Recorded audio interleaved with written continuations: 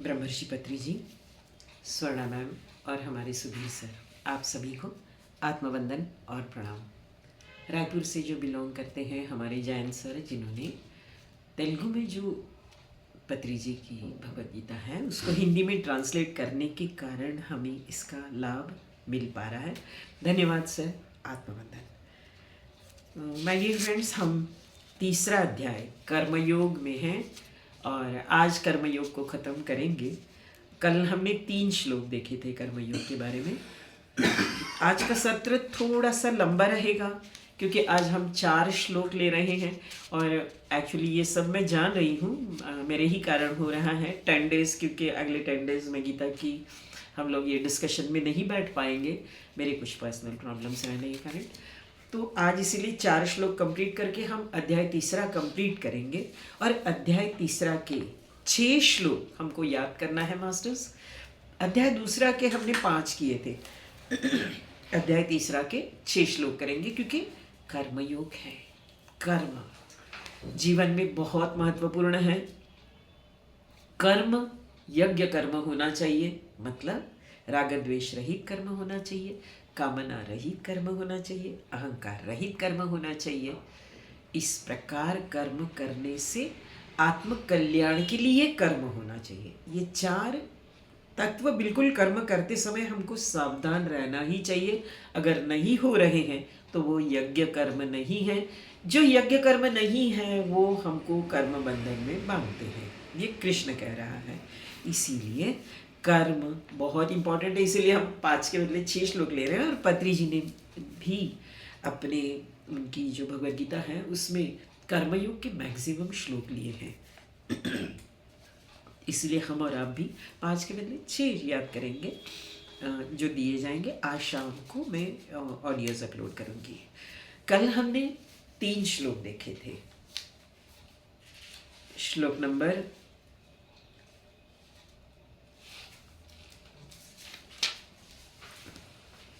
29, श्लोक नंबर 35 और श्लोक नंबर 37। इस प्रकार 3 श्लोक देखे थे। आज हम 4 श्लोक देखने वाले हैं।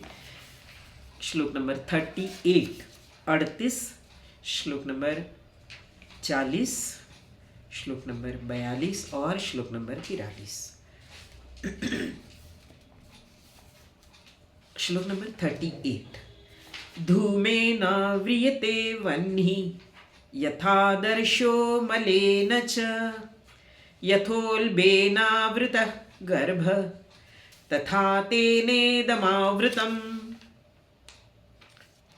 धूमेन व्रियते वह्निः, वह्निः मतलब अग्नि, धूम मतलब धुआं, व्रियते अव्रियते मतलब आवरण। धूमेन अव्रियते वह्निः, अग्नि हम राखाड़ बोलते हैं। अग्नि पे एक आवरण रहता है जिससे धुआं निकलता है, धुएं का आवरण। यथादर्शो मलेन च, इसी प्रकार दर्पण आईने के ऊपर मैल जमता है। यथोल्बेनावृत गर्भ, इसी प्रकार गर्भ के ऊपर जेर जमता है, तो गर्भ दिखता नहीं है।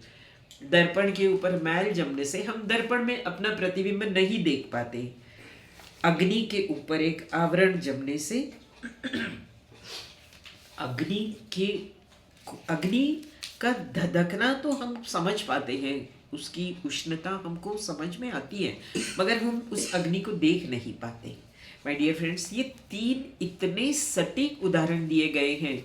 इस आगे लिखा है, इसी प्रकार हमारा जो ज्ञान है वो कामना से ढका हुआ रहने के कारण हमारा पतन होता है। कि इतने सटीक, बहुत लाहिड़ी महर्षि की भगवद गीता में इसको बहुत अच्छे से विस्तार से दिया है। पत्री जी ने भी दिया है, मगर पत्री जी ने बहुत कम दिया है। पत्री जी ने कहा है कि अग्नि मतलब ज्ञान, अग्नि ज्ञान का प्रतीक है, हम जानते हैं। ज्ञान 3 इससे परत से ढका हुआ है। ये परत कौन से हैं? इंद्रिय, मन, बुद्धि। मगर लाहिड़ी महर्षि ने बहुत अच्छा दिया है कि अग्नि एक आवरण से ढका हुआ है।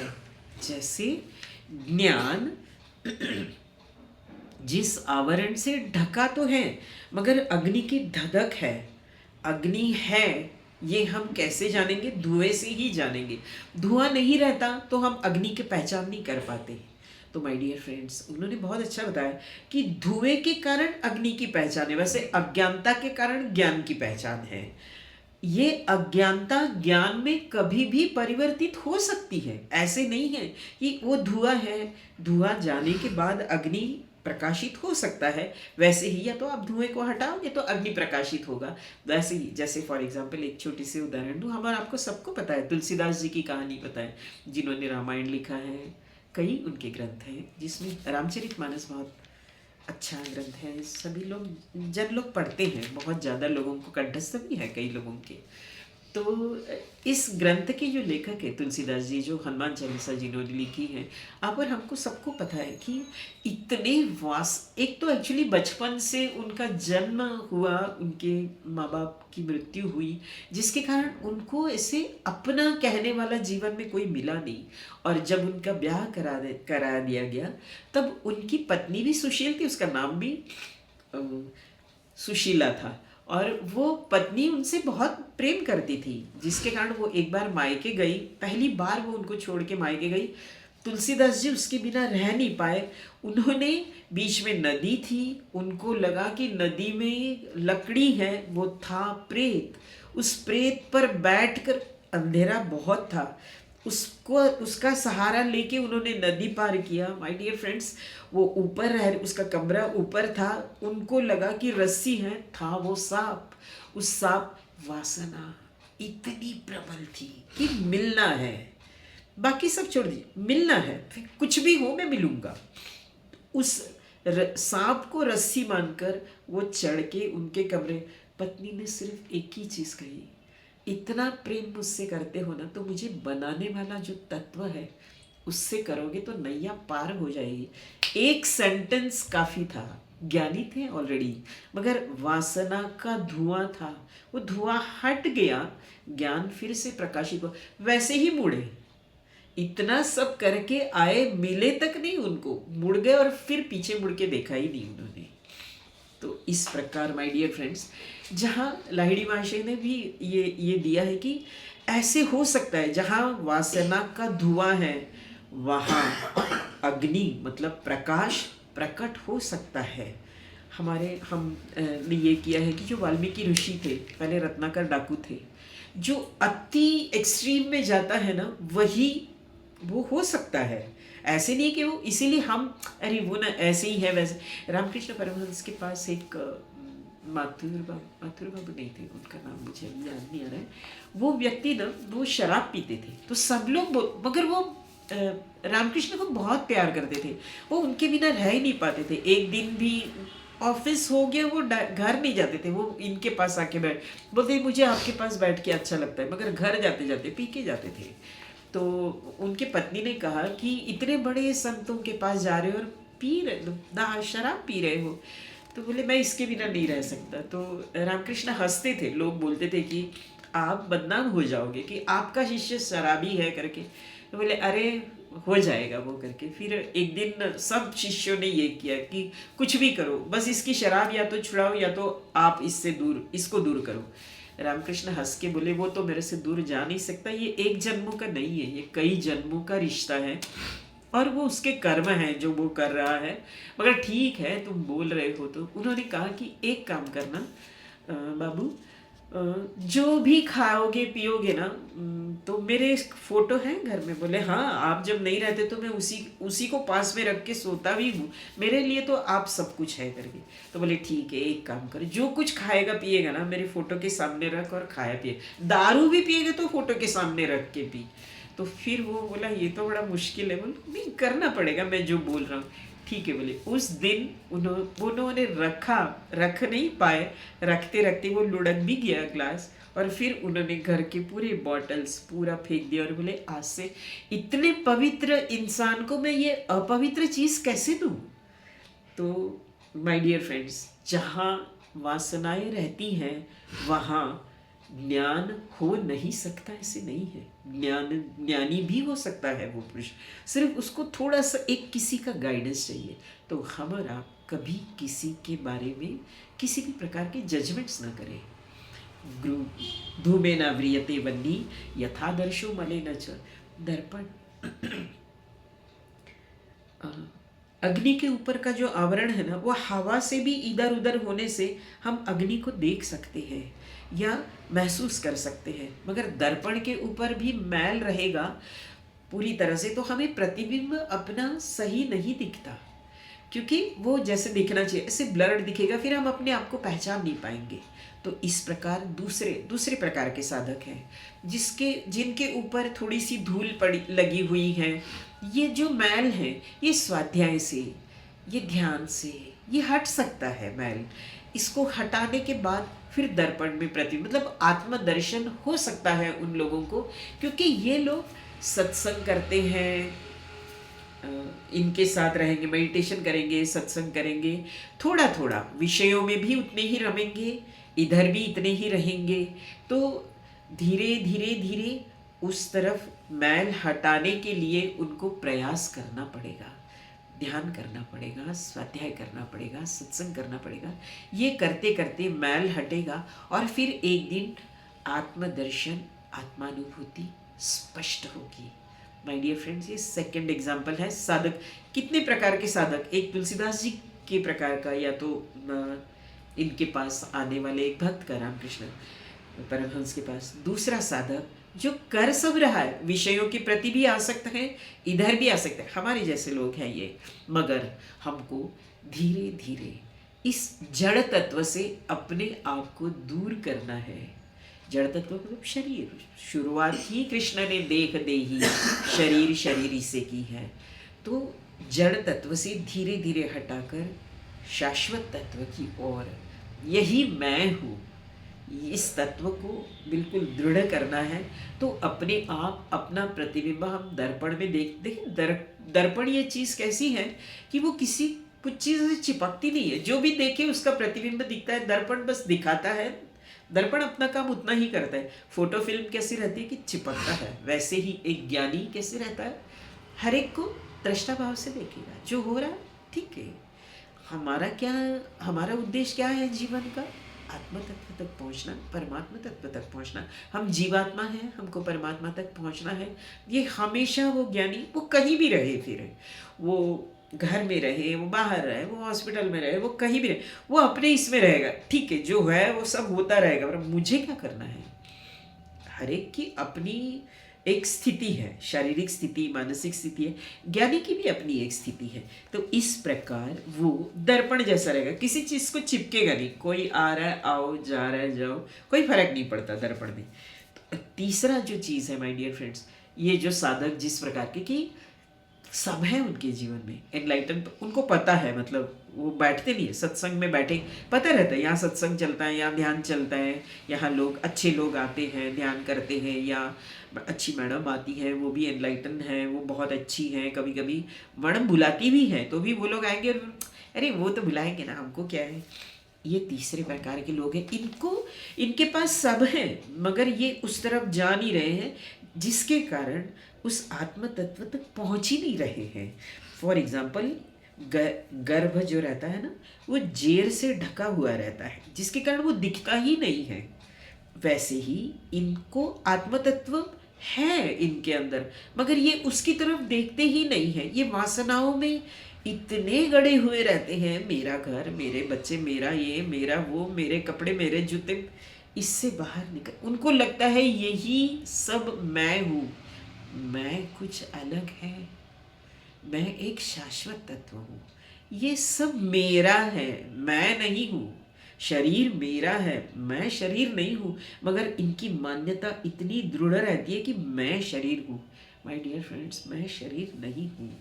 यही से तो भगवत गीता की शुरुआत हुई है, अशोचान अन्वशोचस्व। तो इसीलिए यथोल्बेनावृत गर्भ तथा तेनेदम आवृतम, इस प्रकार हमारे आत्म तत्व को वासनाओं ने पूरी तरह से घेर के रखा है, मगर हमारे नहीं। हम और आप मेडिटेटर्स हैं, कई जन्मों से हम प्रयास कर रहे हैं, इसीलिए आज मेडिटेटर बने हैं।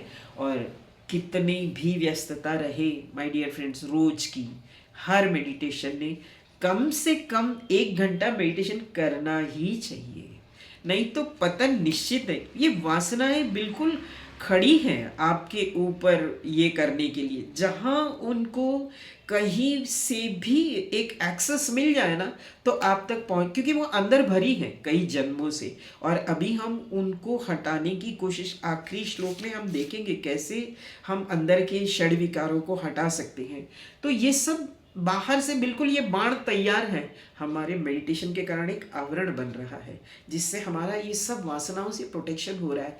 इसीलिए मेडिटेशन बहुत ज़रूरी है। हम और आप जितने भी मेडिटेटर्स हैं ना, ये सब अनुभव कर रहे हैं कि कैसे मेडिटेशन के कारण हमारे षड विकार कम हो रहे हैं। और अगर 1-2 दिन आप मेडिटेशन मत करो, हेल्थ प्रॉब्लम्स भी चालू हो जाते हैं, प्लस मानसिक थोड़ा सा अपने आप को ही समझ में आता है कि यार आज मैं बहुत चिड़चिड़ कर रहा हूँ, पक्का कुछ तो गड़बड़ है। फिर याद आता है कि आज सुबह से मैंने मेडिटेशन नहीं किया है। उसी समय बैठना है, सब छोड़ दो, 1000 काम छोड़ दो, जो बच्चों का जो भेजना है स्कूल कॉलेज जो कुछ करना है करके रख दो। अभी 1 घंटा मुझे दो यार, इससे ज़्यादा अब मैं कुछ नहीं करने वाला या करने वाली, इतना बोलना है। एंड माय डियर फ्रेंड्स, हम अपने लिए समय निकालना ही है, नहीं तो ये जीवन व्यर्थ है हमारा अगर हम नहीं निकाल रहे हैं तो। कितने साल और दूसरों के लिए जीते रहेंगे। अब तो अपने लिए जीना शुरू करो ना। हम 24 घंटा नहीं बोल रहे हैं, कम से कम 1-2 घंटा तो हमें अपने लिए जिए हम। बाकी 23 घंटा दे दो, उसमें के भी 8 घंटा सोए, 15-16 घंटा दो उनको, बाकी अपने लिए 1-2 घंटा नहीं, सॉरी अभी सबको सब कर लो, नहीं अब थोड़ा सा 1-2 घंटा मुझे बैठने दो, हाँ बस दैट्स ऑल। फिर 1 घंटा नहीं ध्यान हुआ, आधा 1-आध घंटा ध्यान किए, 1-आध भगवद गीता या कोई भी पुस्तक अच्छी लिए, स्वाध्याय किए, बहुत फर्क पड़ता है। हमें अपने षड्विकार अंदर के बाहर करने हैं, तभी वो आत्म तत्व, ये षड्विकार क्या है, ये मैल है, ये दर्पण के ऊपर का मैल है, ये जर जो है गर्भ के ऊपर का जर है। ये सब हटाने के लिए my dear friends the best solution is meditation, स्वाध्याय, सत्संगति, बाकी दूसरा कुछ है ही नहीं। तो इस प्रकार धूमेन व्रियते वह्नि यथा दर्शो मलेन च यथोल्बेनावृतः गर्भस्तथा तेनेदम आवृतम। इसी प्रकार उस आत्मा पर आवरण रहता है कामना का, वासना का। इसको हटाने के लिए हम मेडिटेशन करते हैं। अगला श्लोक है 40वां श्लोक।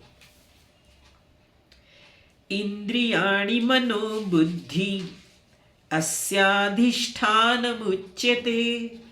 एतै विमोहयत्येष ज्ञानमावृत्य देहिनाम्। हम अर्जुन ने प्रश्न किया था कि कृष्ण, मैं ना दुष्कृत्य, दुष्कर्म, पाप, क्रोध नहीं करना चाहता, मगर मेरे से क्यों होता है। हमारा और आपका सबका प्रश्न है। बहुत बार हम क्रोध नहीं, उस समय भी मैंने कहा था क्रोध नहीं करना चाहते, ये सब गलत, ये जिससे दूसरा हम 12वें अध्याय में देखेंगे कि कृष्ण कहते हैं मुझे कौन प्रिय है, लोकान्नो द्विजते चय, जो दूसरे को उद्विग्न नहीं करता और खुद भी उद्विग्न नहीं होता, वो मुझे प्रिय है। तो मेरे कारण कोई उद्विग्न हो रहा है, कभी गुस्सा आ रहा है किसी को या कुछ उसके विकार बढ़ रहे हैं, तो मैं उसका कारण हूँ। तो ऐसे कर्म मेरे से न हो, ये मैं चाहता हूँ, मगर क्यों होते हैं। काम एष क्रोध एष, कृष्ण ने उत्तर दिया था 37वें श्लोक में, हमने देखा है कल। तो ये काम एष क्रोध एष ये हमारे शत्रु है, ये हमने देखा है। तो ये रहते कहाँ हैं, ये रहते हैं इंद्रिय, मन, बुद्धि। शत्रु कहाँ रहता है एक बार पता चला ना तो उसको हम मार सकते हैं जाके, मगर हमको पता ही नहीं है कि शत्रु कहाँ है, तो अंधेरे में तीर मारने जैसा है ना। तो ये रहते कहाँ हैं, इंद्रियाणि मनो बुद्धि अस्याधिष्ठानमुच्यते, ये इनका वासस्थान है, यहाँ ये रहते हैं। एतै विमोहयत्येष, ये हमको मोहित करते हैं। कैसे मोहित करते हैं, फिर एक बार कहा है ज्ञानमावृत्य देहिनाम, देह में जो ज्ञान है ना उसको उसको आवरण बनाते हैं। इंद्रिय, मन, बुद्धि कैसे आवरण बनाते हैं ये हम देखेंगे कि हम घर में बैठे हैं, चैन से कुछ पढ़ रहे हैं, अच्छा स्वाध्याय कर रहे हैं, एक ठेले वाला जा रहा है, वो चिल्लाते हुए जा रहा है, हमारी पसंद की चीज़ शायद बेच रहा है, जैसे जाम है, तो हम वो जोर जोर से चिल्ला रहे, हमको सुनाई नहीं दे रहा है, हम अच्छे से स्वाध्याय कर रहे हैं, फिर हमारा कान उधर जाता है, क्या चिल्ला रहा है, शुरू हो गया ना, इंद्रिय जाना शुरू हो गया, इंद्रिय शुरू हो गया, रसना का, अरे यार जाम खत्म हो गया, जाम लेने हैं, रसना चालू हो गई। इंद्रिय कैसे शुरू होती है? मन बोलेगा खरीद ही लेते हैं ना, बुद्धि बोलेगी तबीयत ठीक नहीं है मत खाओ, मगर मन बोलेगा नहीं नहीं खाना जरूरी है, सीजन खत्म हो जाने से थोड़ी ना मिलेगा। इस प्रकार मोहित हुए, और फिर मोहित होने से क्या हुआ, ऑलरेडी कुछ स्वास्थ्य ठीक नहीं है, अस्वस्थता है, वो अस्वस्थता और बढ़ेगी। ज्ञान तो था आपके पास कि वो खाने से आप और अस्वस्थ होंगे, मगर उस ज्ञान को क्या हुआ, इंद्रिय, मन, बुद्धि तीनों ने ढक दिया, है ना। इस प्रकार इंद्रियाणि मनो बुद्धि अस्याधिष्ठानम उच्यते। ये वासना, वासना मतलब मन करना कुछ लेने के, कि ये सब कामना वासना एक प्रकार के शब्द है।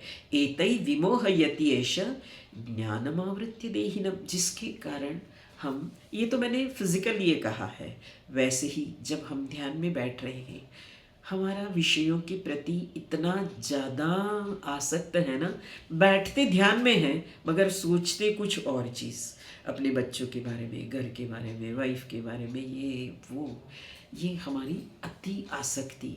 मन विचार कर रहा है, बुद्धि विचार कर रही है, इंद्रिय कुछ कर नहीं रहे अभी ध्यान में बैठने के कारण। इसीलिए कहा जाता है ध्यान में बैठने से इंद्रियों को पहले स्थिर करो। इंद्रिय स्थिर होने से सांसों के ऊपर ध्यान दो, सांसों पर ध्यान देते देते मन स्थिर हो जाएगा। 3 में से 2 स्थिर हो गए हैं, मन स्थिर हो जाएगा, विचार कम होंगे, और फिर आप आत्मतत्व तक जा पाएंगे। कितना आसान है आनापान सती ध्यान, और कितनी बड़ी बात कही गई है। देखो, इंद्रियाणी मनोबुद्धि तीनों, जहाँ तीनों में वासना है, उन वासनाओं को कम करने के लिए ध्यान कितना ज़रूरी है, क्योंकि तभी ज्ञान जो आच्छादित है ना वो बाहर आए। ज्ञान का आच्छादन मतलब आवरण हट जाएगा और हमें ज्ञान प्राप्त होगा कि हम, ज्ञान क्या है, शुरू शुरू में जैसे अर्जुन ये पूरा शरीर के स्तर पर सोच रहा है, मेरे दादाजी हैं, मेरे गुरु हैं, मेरे ये हैं, मेरे वो हैं सामने, मगर आखिरी में अर्जुन बोलता है, कृष्ण नष्टो मोहम स्मृतिर्लब्धा, किस चीज़ की याद आई, मैं आत्मा हूँ, मेरा मोह शरीर के प्रति नष्ट हो गया है। ये ज्ञान है माय डियर फ्रेंड्स, ये ज्ञान अभी हमारा और आपका सबका वासनाओं के कारण आच्छादित है। स्वाध्याय करते रहेंगे, सत्संग करते रहेंगे, मेडिटेशन करते रहेंगे, तो ये आवरण जो है ना वो निकल जाएगा, और मन, बुद्धि और इंद्रिय, ये तीनों को वासना मुक्त करने के लिए हमें आनापान सती ध्यान ही करना पड़ेगा। सबसे आसान तरीका है, पत्री जी ने दिया हुआ। माय डियर फ्रेंड्स, इस प्रकार 40वां श्लोक हम कंप्लीट कर रहे हैं। एक बार फिर से पढ़ लेती हूँ, चाहिए तो। इंद्रियाणि मनो बुद्धि अस्याधिष्ठानमुच्यते एतै विमोहयत्येष ज्ञानमावृत्य देहिनाम। जीवात्मा को मोहित करने वाले मन, बुद्धि, इंद्रियां हैं। ये फिर से एक बार इसीलिए बोल रही हूँ क्योंकि अगले दोनों श्लोकों में इंद्रिय, मन, बुद्धि के बारे में ही दिया है, और कैसे ये इंद्रिय, मन, बुद्धि ही हमारे पतन का भी कारण है और हमारे उद्धार का भी कारण है। माय डियर फ्रेंड्स, इसीलिए हम इसको वश में करें। ये 40 आखिरी 43 श्लोक में बताया गया है, जो हम अभी 42 पहले देखेंगे, उसके बाद 43 देखेंगे। श्लोक नंबर 42। इंद्रियाणि पराण्याहु इंद्रियेभ्यः परं मनः मनसस्तु परा बुद्धि यो बुद्धेः परतस्तु स। परा, परा मतलब श्रेष्ठ, बलवान। इंद्रियाणि पराण्याहु, इंद्रियेभ्य परम मन। इंद्रिय स्थूल शरीर से श्रेष्ठ है। स्थूल शरीर बेचारा कुछ नहीं करता, इंद्रिय जो करेंगे। फॉर एग्जाम्पल, हमने आँख से कुछ देखा जो हमें अच्छा लगा, किसी ने कहा कि पुष्पा मूवी बहुत अच्छी है, सुना, आँख से देखने की इच्छा हुई, शरीर कुछ नहीं कर रहा है, इंद्रिय कर रही है, कान कर रहा है, आँख से देखेगा, मूवी देखेगा, मन उस मूवी के बारे में सोचेगा, बुद्धि कुछ और सोचेगी। इस प्रकार इंद्रियाणि पराण्याहु, शरीर से इंद्रिय श्रेष्ठ है। इंद्रिय किसी भी विषय के कांटेक्ट में आते हैं ना तो उसको ग्रास्प करते हैं। कुछ अच्छी चीज़ देखी आँखों ने, आँख लेगी, कुछ अच्छी चीज़ सुनी कानों ने, कान लेगी। तो विषय इंपॉर्टेंट नहीं है, हम विषयों को एनर्जी दे रहे हैं, तभी वो विषय हमारे पास आए। हम एनर्जी देना बंद करें तो वो विषय हमारे पास नहीं आएंगे। शरीर भी एक विषय है, इसको हमने कितनी एनर्जी देनी है, वो देह देवालय है, उसको साधन करके ही यूज करना है। मगर उसके चोचलों में हम जो फंसते हैं ना, वो नहीं फंसना है। मिले ठीक, नहीं मिले ठीक, चलाना है उसको। शरीर से इंद्रिय श्रेष्ठ, परा मतलब श्रेष्ठ। इंद्रियेभ्य परम मन, मन इंद्रियों से श्रेष्ठ है। कैसे? आँख सिर्फ देख सकती है, कान सिर्फ सुन सकते हैं, जिह्वा सिर्फ रस ले सकती है, मगर मन सब चीज एक साथ कर सकता है। आप बहुत बार होता है रास्ते से जाते समय, अरे यार मैंने तुमको देखा था, नहीं मैंने तो नहीं देखा। एक्चुअली अपन देखते हैं उस आदमी को, मगर आदमी और जो भी रहे व्यक्ति को, मगर मन नहीं रहता आंख में, अपन मन से कुछ और सोचते रहते हैं। तो होता मतलब अगर मन नहीं रहेगा तो इंद्रियों में भी ताकत नहीं रहेगी। तो मन इंद्रियों से श्रेष्ठ है। मनसस्तु परा बुद्धि, अगर बुद्धि नहीं सोचेगी तो मन भी काम नहीं कर पाएगा। बुद्धि से ही मन काम करता है। मन बहुत ऊट पटांग काम करने की कोशिश करेगा, मगर अगर बुद्धि साथ में नहीं है, और बुद्धि मन को कंट्रोल कर सकती है, इसका मतलब बुद्धि श्रेष्ठ है। हमारे पेरेंट्स हमको कंट्रोल करते हैं, मतलब पेरेंट्स श्रेष्ठ हैं। हमारे गुरु हमको कंट्रोल करते हैं, मतलब गुरु श्रेष्ठ है। उसी प्रकार बुद्धि मन को कंट्रोल करती है, मतलब बुद्धि श्रेष्ठ है। इंद्रियाणि पराण्याहु, इंद्रियेभ्य परम मन। मनसस्तु परा बुद्धि, यो बुद्धे परतस्तु य। स मतलब आत्मा, आत्म तत्व सबसे श्रेष्ठ है। हमारे पत्री जी बुद्धि को बहुत अच्छा ये बोलते हैं। दो प्रकार की बुद्धि रहती है, एक आत्मज्ञानी की बुद्धि रहती है और दूसरी रहती है समाज की बुद्धि। अभी पिछले बार ऐसे हुआ कि हस्बैंड का हॉस्पिटलाइजेशन हुआ था, उस समय कुछ और इसके कारण उनका वेट बहुत कम था। तो एक डॉक्टर आके बोला कि मैम आप लोग नॉनवेज नहीं खाते हो? नहीं, you are under malnutrition. मैंने बस ऊपर से नीचे उनको तो that is why his weight is like this, मैं कुछ बोली नहीं उनको। तो ओके ऐसे। और ये पत्री जी ने भी ये किया है कि समाज की जब बुद्धि हम यूज़ करते हैं ना तो हमारा पतन निश्चित है। डॉक्टर बोल रहा है कि मांसाहार जब मतलब देना ही है, इनको एग देना है, इनको ये देना है, उनका प्रोटीन लेवल बढ़ना चाहिए, उनकी ठीक है। मगर बाकी भी कई चीज़ें हैं शाकाहार में कि जो खाने के बाद और फिर नियरली 1 मंथ के बाद वही डॉक्टर बोला कि his protein level is normal. क्या खिलाए? मैं बोली एक भी मांसाहार नहीं खिलाए, हम पूरे शाकाहारी हैं, हम शाकाहारी रहे। बादाम भिगा के खिलाओ, अखरोट खिलाओ, ड्राई फ्रूट्स खिलाओ, क्या ज़रूरत है अंडा और ये सब मांसाहार में जाने की। इस प्रकार जो समाज की बुद्धि रहती है ना, ठीक है शरीर हो सकता है मांसाहार से ठीक हो, मगर बाकी तुम्हारे कर्मों का क्या? किसी को मार काट के खा रहे हो, तुमको कर्म तो लगेंगे। एक ऑपरेशन से बाहर आके दूसरे ऑपरेशन में फंसोगे, वो तो फंसना ही है। आज उसकी टांग तोड़ रहे, कल तुम्हारी टांग टूटेगी, कहाँ जाएंगे? तो जाओगे इससे बच के।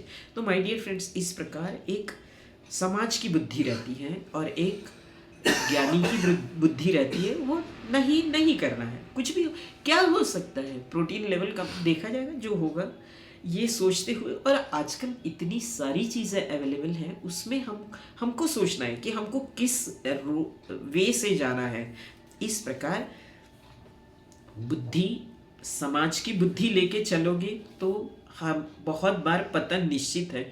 सोच समझ के विवेक की बुद्धि से चलिए, क्या करना है ये सोचिए, और घर में मांसाहार न रहे। हम सब मेडिटेटर शाकाहारी ही हैं, शाकाहारी ही रहना चाहिए हमको। इस प्रकार बुद्धि से आत्म तत्व श्रेष्ठ है। एक बार हम आत्म तत्व तक पहुँचे ना, फिर हम मन, बुद्धि, इंद्रिय, शरीर बहुत बौने लगते हैं। फिर शरीर के इस पर तो हम जीते ही नहीं हैं, मन के स्तर पर भी नहीं जीते। फिर कोई भी पास में बैठे तो आत्म तत्व के साथ हम जुड़े रहते हैं ना, वननेस में रहते हैं हम। एक तुकाराम महाराज का वचन है कि हाची ने म आता न फिरे माघारी। उनके पास में एक स्त्री आके बैठी और उन्होंने उस स्त्री में अपने विट्ठलनाथ जी का दर्शन किया, और उन्होंने गाया कि ये मेरा जो नियम है ना, वो रोज आके बैठती थी वो कीर्तन करते समय, कि ये मेरा नियम हमेशा रहे कि तुम मेरे पास बैठे रहो। माय डियर फ्रेंड्स, ये वननेस है, ये आत्म तत्व में जीना है। अर्जुन जब कृष्ण को सारथी शुरू में तो बनाया, बाद में जैसे ही हम 5वें 6वें अध्याय में आएंगे तब उसको कृष्ण की महिमा समझ में आने लगती है। कि 4थे अध्याय के बाद ही कृष्ण बताते हैं कि कैसे मैंने ज्ञान सूर्य को दिया, सूर्य के बाद रघुवंशियों के पास ये ज्ञान आया, और कैसे मतलब ये ज्ञान का ये हुआ। तब थोड़ा थोड़ा अर्जुन को समझ में आने लगा कि मेरे सामने जो कृष्ण खड़े हैं वो मैं उनको शरीर इसमें देख रहा हूँ, ये कुछ अलग तत्व हैं। तब समझ में आने लगा। 4थे अध्याय के बाद थोड़ा सा वो भी अध्यात्म की तरफ, स्पिरिचुअलिटी की तरफ अर्जुन भी जाने लगा। तो माय डियर फ्रेंड्स, इस प्रकार आत्म तत्व सबसे श्रेष्ठ है। युद्ध में क्या हुआ, आपको शायद ये कहानी पता भी रही, सबको पता रही। युद्ध में कई बाण अर्जुन के रथ पर मारे जा रहे थे, हर समय कृष्ण बचा रहे थे, कभी लेफ्ट साइड, कभी राइट साइड, कभी झुक रहे थे, और इस प्रकार ये कर रहे थे कि वो बाण रथ को लगे, अर्जुन की तरफ ना जाए। तो जब युद्ध विराम हुआ तब अर्जुन एकदम गदगद हो गया और कृष्ण को हाथ दे के बोला कि पहले आप उतरिए। तो कृष्ण बोले नहीं अर्जुन, नीचे उतर। तब बोले नहीं नहीं, मेरी गलती हो गई, मैंने आपको। बोले नहीं, ये तो मेरा ये था और इसी कारण भगवद गीता आई है, और जो हुआ अच्छा ही हुआ। अर्जुन पहले तू उतर नीचे। तो फिर वो ये करने लगा कि रिक्वेस्ट करने लगा, नहीं तुमको पहले उतरना है। उसके बाद जैसे ही अर्जुन उतरा, उसके बाद कृष्ण जैसे ही उतरे, माय डियर फ्रेंड्स, परमात्मा तत्व जब तक वहाँ था तब तक वो रथ सुरक्षित था। जैसे भी वो उतरे, रथ इतना धू धू करके जल गया, क्योंकि कई विकार यही हमको समझा रहे हैं। जब हम आत्म तत्व के साथ रहते हैं, परमात्मा तत्व के साथ रहते हैं, कई विकारों के बाण हमारे ऊपर आते रहते हैं, मगर हम मेडिटेशन में हैं, स्वाध्याय में हैं, सत्संग में हैं, ये बाणों से हमारी रक्षा होती है माय डियर फ्रेंड्स। और जहाँ हम मेडिटेशन नहीं करते, पतन निश्चित है। तो हमेशा इसका मतलब 24 घंटा मैं नहीं बोली, मगर रोज कम से कम 1 से 2 घंटा मेडिटेशन होना ही चाहिए, स्वाध्याय थोड़ा बहुत होना ही चाहिए, सत्संग थोड़ा होना ही चाहिए, अगर हम अपने आप को सुरक्षित रखना चाहते हैं तो। नहीं तो फिर मैं हमेशा जो पोइट्री गाती हूँ, Solomon Sunday won on Monday, वो हमारा हाल होगा। आगे 42 श्लोक एक बार फिर से पढ़ूं। इंद्रियाणि परण्याहु इंद्रियेभ्यः परं मन, मनसस्तु परा बुद्धि यो बुद्धिः परतस्तु स। पढ़ने में बहुत आसान है, सिर्फ एक शब्द है परण्याहु इंद्रियेभ्य, इसका संधि विच्छेद है, बाकी सब आसान है। आखिरी श्लोक में एक शब्द में सब अटक रहे हैं। सभी, मैंने कल ये श्लोक डाला है, सभी मास्टर्स थोड़ा सा ट्रिकी है वो वर्ड, और 2 बार आत्मानम आत्मना, 2 बार आत्मा ये शब्द आने के कारण लोग थोड़े से कंफ्यूज हो रहे हैं। पहले आत्मानम है, फिर आत्मना है, तो थोड़ी सी गड़बड़ इसमें हो रही है, मगर ये हो जाएगा बार बार थोड़ा सा ये शब्द हम उच्चारण करने से। आखिरी श्लोक है 43, बहुत महत्वपूर्ण श्लोक है ये। एवं बुद्धे परम बुद्ध्वा संस्तभ्यात्मानमात्मना, संस्तभ्य आत्मानम आत्मना, संस्तभ्य आत्मानम आत्मना, ऐसा शब्द है, संस्तभ्यात्मानम आत्मना। जहि शत्रु महाबाहो कामरूपम दुरासदम। जहि शत्रु महाबाहो, महाबाहो अर्जुन को कहा है, कौन शत्रु है? कामरूपम, कामना रूपी शत्रु। और हमारे जो षड विकार है वो माइडी कैसे जाएंगे? एवं बुद्धि परम बुद्ध्वा, बुद्धि से हम अतीत जाकर संस्तभ्य वश में करेंगे। किसको वश में करना है? मन को। एक बार आत्मानम मन के लिए दिया गया है, एक बार आत्मना बुद्धि के लिए दिया गया है। बुद्धि से मन को वश में करने से जहि शत्रु महाबाहो, ये सब षड विकार रूपी शत्रु जाएंगे अर्जुन। काम रूपम दुरासदम, काम रूपी, कामना रूपी शत्रु, दुर्जय शत्रु, ऐसा शत्रु है ये प्रबल माय डियर फ्रेंड्स, कामना वासना। हमारा एक और कहानी जानते हैं। एक्चुअली इस कहानी को लोगों ने पराशर मुनि को बहुत बदनाम किया है, मगर इसके पीछे मैंने एक संत का बहुत अच्छा सुना। वो संत भी हमारे पत्री जी जैसे नो जजमेंट्स नो कंप्लेंट्स के इसमें रहते। वो संत है ही ऐसे कि वो सबसे पहले देख के सबको प्रणाम करेंगे, झुक के बैठेंगे, झुक के बात करेंगे, श्री मुरारी बाबू करके। मैंने उनके रामायण में ये चीज़ पढ़ी थी। वो कभी किसी की आलोचना नहीं करते।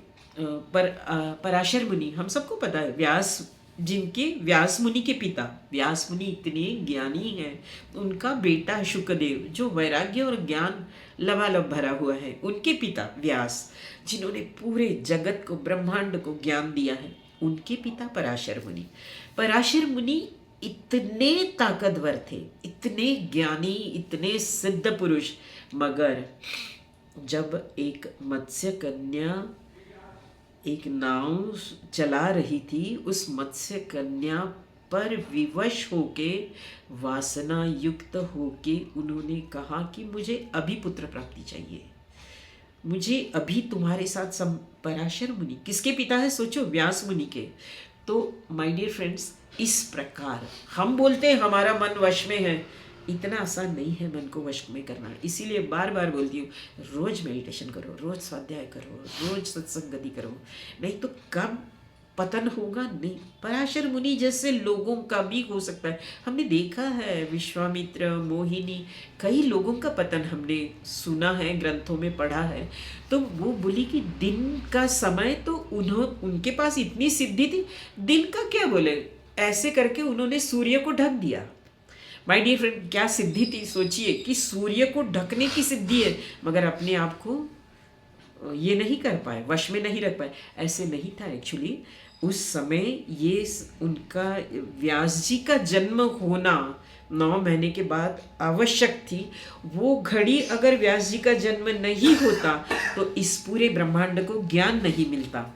इसीलिए उस घड़ी में उनका जन्म होने के लिए पराशर मुनि ने खुद को बदनाम किया, मगर व्यास जी का जन्म ये लोक हितार्थ, हमारे कृष्ण रूप कहो, हमारे राम रूप कहो, इन सभी ने अपने आप का बलिदान किया है।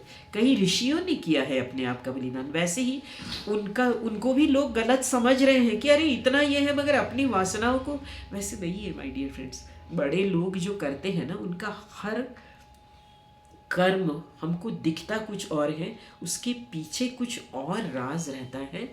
वो हर कार्य उनका लोक कल्याणार्थ रहता है। हमारी बुद्धि इतनी निकृष्ट है ना, हम उसी लेवल पर देख रहे हैं, ये हमारी कमी है, उनकी नहीं। तो ऐसे पराशर मुनि महान थे, जिनको व्यास जी उस घड़ी में व्यास जी को इस ब्रह्मांड में लाना था, इसीलिए उन्होंने ये एक्ट किया और व्यास जी का जन्म हुआ। तो माय डियर फ्रेंड्स, इस प्रकार एवं बुद्धे परम बुद्ध्वा संस्तभ्य आत्मानम आत्मना, मन को बुद्धि से वश में करके, और बुद्धि वश में कैसे होगी? ध्यान से। जही शत्रु, उससे होगा क्या? जही शत्रु महाबाहो, महाबाहु अर्जुन, ये शत्रु हमारे अंदर के षड्विकार, अभी हम वही बोले थे कि हमारे अंदर के विकार ही हमारे शत्रु। बाहर के शत्रु तो बहुत छोटे, अर्जुन कभी डरा ही नहीं बाहर के शत्रु से। आज तक अर्जुन ने कितने युद्ध किए, मगर डर कहाँ गया? जब अपनों को देखा। वैसे ही हमारे अंदर बहुत बार, एक छोटी सी कहानी बताऊं। एक हस्बैंड वाइफ रहते हैं, उनका नया नया शादी हो जाती है, फर्स्ट मैरिज एनिवर्सरी रहती है, नए नए हैं, उन्होंने अपने फ्रेंड्स सर्कल वगैरह को, सबको अपना प्लानिंग उनका चलता है, सबको उन्होंने मैसेजेस किए कि कल फर्स्ट मैरिज एनिवर्सरी, ये होटल बुक किया, सब किया, तो कल हम सुबह 10 बजे से एंजॉय करेंगे, रात भर एंजॉय वगैरह वगैरह, सब उनका प्लानिंग चला। दूसरे दिन सुबह सुबह फर्स्ट मैरिज एनिवर्सरी, अपनी माँ अकेली थी, माँ के पैर छूने गई, तो माँ ने कहा, माँ का अपना प्लानिंग कि बेटा बहू सुरक्षित रहे, अच्छे से उनकी गृहस्थी संभाली रहे। माँ बोली, बेटा सुनो, आज मैंने ना पंडित जी को 10 बजे बुलाया है और घर में सत्यनारायण कथा रखी है। दोनों एक दूसरे की तरफ देखने लगे, अपना तो बड़ा तगड़ा प्लानिंग था 10 बजे। माय डियर फ्रेंड्स, इस प्रकार जो अंतर शत्रु है ना, अब करे तो करे क्या उन दोनों ने। ऐसे हमारे भी जीवन में होता रहता है बहुत बार, हम कुछ प्लानिंग करते हैं, घर वाले कुछ प्लानिंग करते हैं, तो करे क्या? तो ऐसे में एक मेडिटेटर रहता ना, वो सही निर्णय ले पाता है, वो मन को वश में करके बुद्धि से, विवेक से निर्णय लेगा। वो जैसे पत्री जी ने कहा कि समाज की बुद्धि को यूज़ नहीं करेगा, वो अपने बुद्धि को यूज़ करेगा। तो इस प्रकार एवं बुद्धे परम बुद्ध्वा संस्तभ्यात्मन आत्मना जहि शत्रु महाबाहो कामरूपम दुरासतम। हमारे और आपके अंदर के शत्रु को खिलाने के लिए मन को वश में करना ज़रूरी है। वश में इन द सेंस मन को शांत करना ज़रूरी है, मेडिटेशन करना ज़रूरी है, स्वाध्याय ज़रूरी है, सत्संगति ज़रूरी है। इस प्रकार माय डियर फ्रेंड्स, तीसरा अध्याय कर्मयोग खत्म हुआ है। ओम तत्सदिति श्रीमद्भगवद्गीतासूपनिषत्सु ब्रह्मविद्यायां योगशास्त्रे श्रीकृष्णार्जुनसंवादे कर्मयोगो नाम तृतीयोऽध्यायः।